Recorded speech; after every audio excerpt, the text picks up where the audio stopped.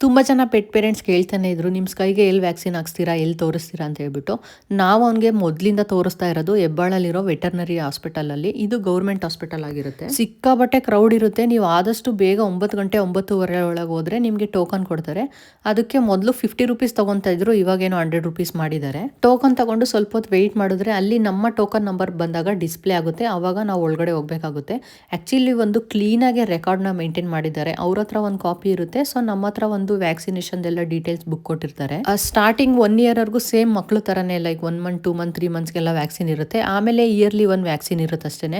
ಯಾರೋ ಒಬ್ರು DM ಮಾಡಿದ್ರು, ನಮ್ಮ ಪೆಟ್ಗೆ ನಾವು ವ್ಯಾಕ್ಸಿನ್ ಹಾಕ್ಸಿ 2 ಇಯರ್ಸ್ ಆಗಿದೆ ಅಂತ. ದಯವಿಟ್ಟು ಆ ತಪ್ಪನ ಮಾಡಕ್ ಹೋಗ್ಬೇಡಿ. ಎವ್ರಿ ಇಯರ್ ವ್ಯಾಕ್ಸಿನ್ ಹಾಕ್ಸೋದು ತುಂಬಾನೇ ಇಂಪಾರ್ಟೆಂಟ್ ಆಗಿರುತ್ತೆ. ಪ್ರೈವೇಟ್ ಅಲ್ಲಿ ಹಾಕ್ಸಕ್ಕಾಗಿಲ್ಲ ಅಂದ್ರೆ ಅಟ್ಲೀಸ್ಟ್ ಗೌರ್ಮೆಂಟ್ ಅಲ್ಲಿ ಆದ್ರೂ ಹಾಕ್ಸಿ. ಗೌರ್ಮೆಂಟ್ ಅಲ್ಲಿ ಫ್ರೀ ಅಂತೂ ಇರಲ್ಲ, ಬಟ್ ಕಮ್ಮಿ ಪ್ರೈಸ್ ಇರುತ್ತೆ ಅಷ್ಟೇನೆ. ನಾವು ನಮ್ಮ ಸ್ಕೈಗೆ ಮೊದಲಿಂದ ಇಲ್ಲೇ ಕರ್ಕೊಂಡು ಹೋಗೋದು. ಗೌರ್ಮೆಂಟ್ ಹಾಸ್ಪಿಟಲ್ ಆದ್ರೂ ಕೂಡ ಎಲ್ಲಾ ತರ ಫೆಸಿಲಿಟೀಸ್ ಇದೆ ಅಂಡ್ ಡಾಕ್ಟರ್ಸ್ ಕೂಡ ತುಂಬಾ ಚೆನ್ನಾಗಿ ಟ್ರೀಟ್ ಮಾಡ್ತಾರೆ.